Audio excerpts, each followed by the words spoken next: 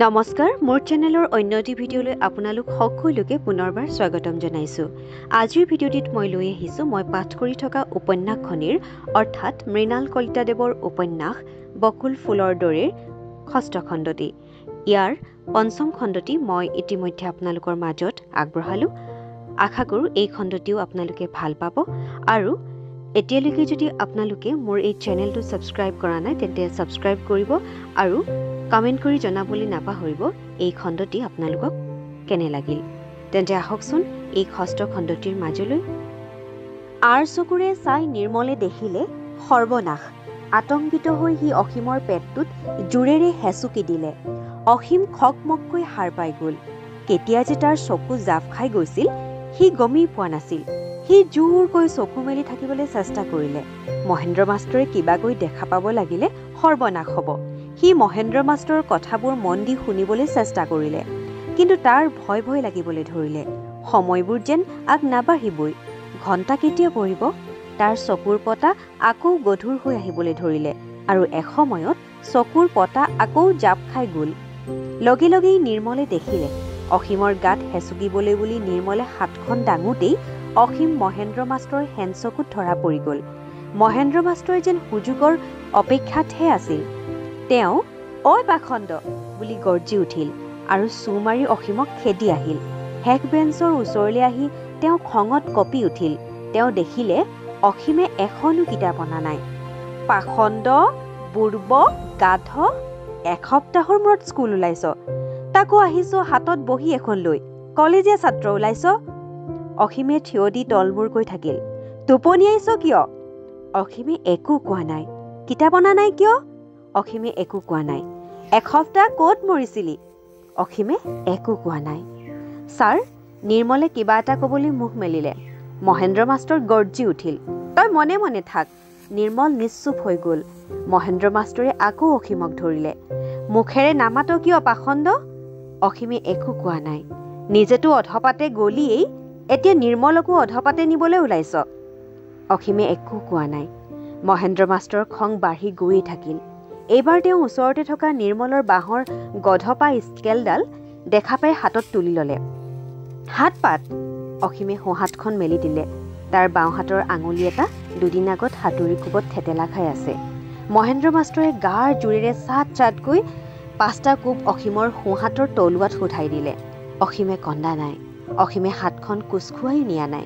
মহেন্দ্ৰ মাষ্টৰে নিজেই ক'লে, ইখন হাত পাত। অসীমে বাওঁ হাতখন মেলি দিলে। মহেন্দ্ৰ মাষ্টৰে গাৰ জোৰেৰে চাট চাটকৈ 5টা কোব অসীমৰ বাওঁ হাতৰ তলুৱাত সোধাই দিলে। অসীমে কন্দা নাই। অসীমে হাতখন কোচ খুৱাই নিয়া নাই। অসীমৰ বাওঁ হাতৰ থেতেলা খোৱা আঙুলিটো ফাটি গৈ তাৰ পৰা টুপ টুপকৈ তেজ সৰি পৰিব লাগিছে। মহেন্দ্ৰ মাষ্টৰে ভুৰভুৰাই বেগেৰে কোঠাটোৰ পৰা ওলাই গ'ল। তথাপি গোটেই শ্ৰেণীটো আতংকত নীৰৱ হৈ থাকিল। অসীমে দেখিলে নিৰ্মলৰ গণিতৰ কিতাপখনৰ 2টা পৃষ্ঠা তাৰ হাতৰ আঙুলিৰ পৰা তেজ পৰি ভিজি গৈছে। সি নিৰ্মলৰ ফালে চাই ক'লে, তোৰ কিতাপখন নষ্ট হৈ গ'ল নিৰ্মল। নিৰ্মলে একো কোৱা নাই। নিৰ্মলে কান্দিছে। অসীম বেঞ্চৰ পৰা বাহিৰ ওলাল। নিৰ্মলে যেন কিবা বুজি পালে। সি অসীমক ক'লে, তই মোক বেয়া নাপাবি অসীম। নাপায়। সি নিৰ্মলক বেয়া নাপায়, কেতিয়াও নাপায়। অসীমে মূৰ জোকাৰিলে। তাৰ পিছত হঠাৎ অসীমে দৌৰ মাৰি কোঠাটোৰ বাহিৰ ওলাল। সি তাৰ বহীখন আৰু কলমটো হাতত তুলি লোৱাৰ প্ৰয়োজন অনুভৱ নকৰিলে। দৌৰি এসময়ত সি গেটৰ বাহিৰ হৈ গ'ল। আনকি তাৰ মৰমৰ বকুলচোপাৰ ওচৰতো থমকি নৰল। নিৰ্মলে অসীমে সিফালেৰে কোঠাটোৰ পৰা ওলাই গৈছিল সেইফালে চালে। সি ওলাই যোৱা ঠাইখিনিত টোপা টোপে তেজ পৰি। গধূলি হৈছে। নিৰ্মল পঢ়া মেজত বহিছে। তাৰ পঢ়াত অলপো মন বহা নাই। স্কুলৰ ঘটনাটোৰ কথা ভাবি তাৰ বৰ দুখ লাগি আছে। অসীমলৈ তাৰ বৰকৈ মনত পৰিছে। মহেন্দ্ৰ মাষ্টৰে বাঁহৰ স্কেলডালেৰে কোবাওঁতে অসীমে কিমান দুখ পাব পাৰে নিৰ্মলে সেই কথা অনুমান কৰিব পাৰে। অসীমৰ আনকি আঙুলি ফাটি তেজ ওলাই গৈছিল। তথাপি অসীমৰ মুখত যন্ত্ৰণাৰ অলপো চিন নিৰ্মলে দেখা নাছিল। অসীমে কন্দাটো নাছিলেই অসীম বহুত সলনি হৈ গ'ল। আচৰিত ধৰণে সলনি হৈ গ'ল। মানুহৰ গালি সপনি, মাৰ ধৰে তাক দুখ যন্ত্ৰণা নিদিয়েনে? দিয়ে চাগৈ। দুখ লাগিলে মানুহে কান্দে, কিন্তু দুখবোৰ যেতিয়া বহুত বেছি হৈ যায় মানুহে চাগৈ নকন্দা হৈ যায়। নিৰ্মলে দুখ লাগিলে মাক দেউতাকৰ ওচৰত কান্দে, কিন্তু আনৰ ওচৰত সি কান্দিব নোৱাৰে। অসীমৰো তেনেকুৱা হয় কিজানি। অসীমে কিজানি আনকি মাক দেউতাকৰ ওচৰতো কান্দিব নোৱাৰে। তাৰ কিজানি সকলো মানুহেই পৰ হৈ গ'ল, তাৰ নিজৰ বুলিবলৈ কোনো নাই। অসীম হয়তো আৰু কোনোদিন স্কুললৈ নাহিব। নিৰ্মলে বহুত বুজাই মেলি তাক স্কুললৈ আনিছিল। সি স্কুললৈ অহা দেখি নিৰ্মলৰ খুব ভাল লাগিছিল।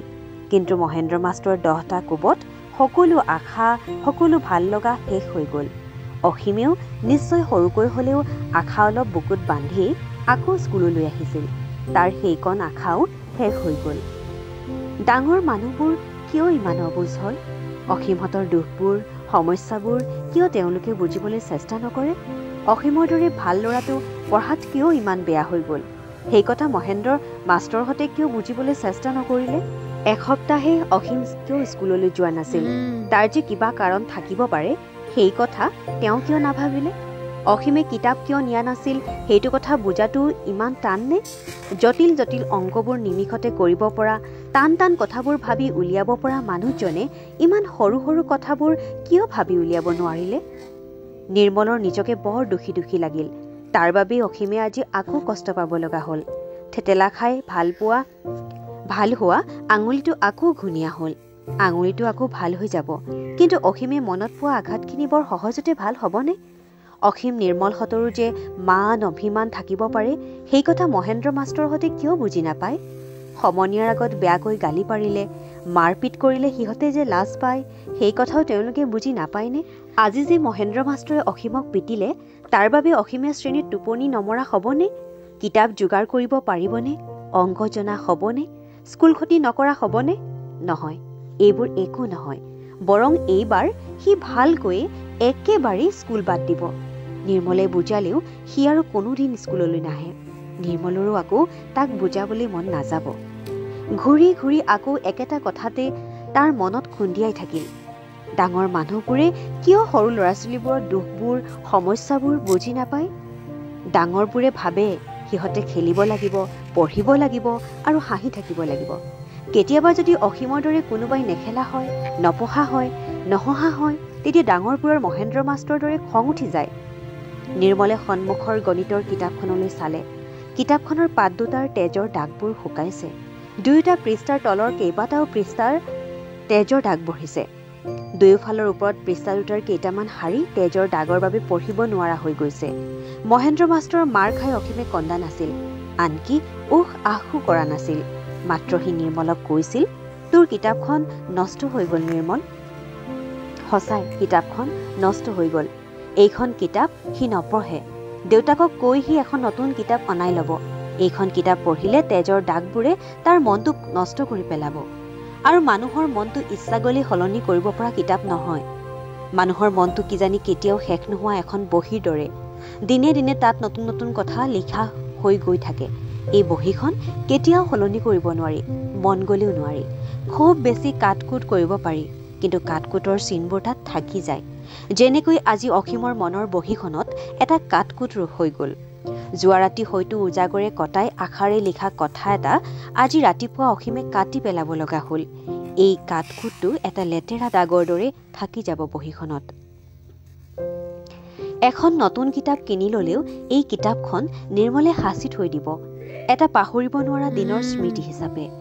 নিৰ্মলে কিতাপখন জপাই থলে। বৰ অস্থিৰ অনুভৱ কৰিছে সি। কথাবোৰ তাৰ কাৰোবাক ক'বলৈ মন গৈছে, কিন্তু কাক ক'ব সি? তাৰ মনৰ ভিতৰত যি ধুমুহা বলিছে, সেই কথা সি কাৰো আগত ভালকৈ প্ৰকাশ কৰিব নোৱাৰিব।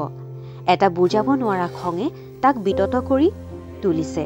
সি উচপিচাবলৈ ধৰিছে, তাৰ কপালখন ঘামি উঠিছে, মূৰটো বিষাইছে। এই ঠাণ্ডাটো গাটো গৰম গৰম লাগিছে। তাৰ সন্মুখত মেজত বাঁহৰ গধপা স্কেলডাল পৰি আছে। এই স্কেলডাল সি নিজ হাতে বৰ ধুনীয়াকৈ মৰমেৰে মিহিকৈ বনাইছিল, আৰু তাৰ গাত সি লিখি দিছিল তাৰ নামটো, নিৰ্মল। এই মুহূৰ্তত তাৰ এই স্কেলপাতক একেবাৰে লেতেৰা আৰু খহটা যেন লাগিল। স্কেলডাল হাতত লৈ সি বাহিৰলৈ ওলাই আহিল। বাৰান্দাত তাৰ মাকে জুই পুৱাই আছিল। সি মাকৰ কাষত গৈ বহিল। হাতত থকা স্কেলপাত সি জুইত সুমুৱাই দিলে।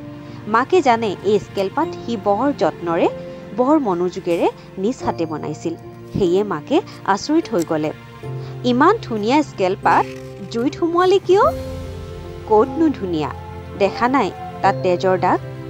গৰ্জি উঠিল নিৰ্মল। হতবাক হৈ মাকে ভেবা লাগি তাৰ ফালে চাই ৰল। ক্ৰমে ক্ৰমে আন্ধাৰবোৰ ঘন হৈ আহিব লাগিছে। কুঁৱলীৰ পাতল চাদৰখনো ডাঠ হ'বলৈ আৰম্ভ কৰিছে। মাজে মাজে বৈ অহা বতাহজাকত গাটো হাড়লৈকে কঁপি উঠিছে। তথাপি অসীম কাঠিতে বহি আছে। ঘৰৰ ভিতৰত সোমাবলৈ তাৰ মন যোৱা নাই। বাওঁহাতখনলৈ চালেহি, তেজ ওলাই থকা নাই, কিন্তু আঙুলিটো ফুলি প্ৰকাণ্ড হৈ উঠিছে। ঠাণ্ডা বঢ়াৰ লগে লগে বিষটোও বাঢ়ি আহিছে। আজি সেই আঙুলিটোত বন হেউলিৰ ৰস লগোৱা নাই, কাপোৰেৰে বন্ধাও নাই। একো কৰিবলৈ তাৰ মন নগ'ল।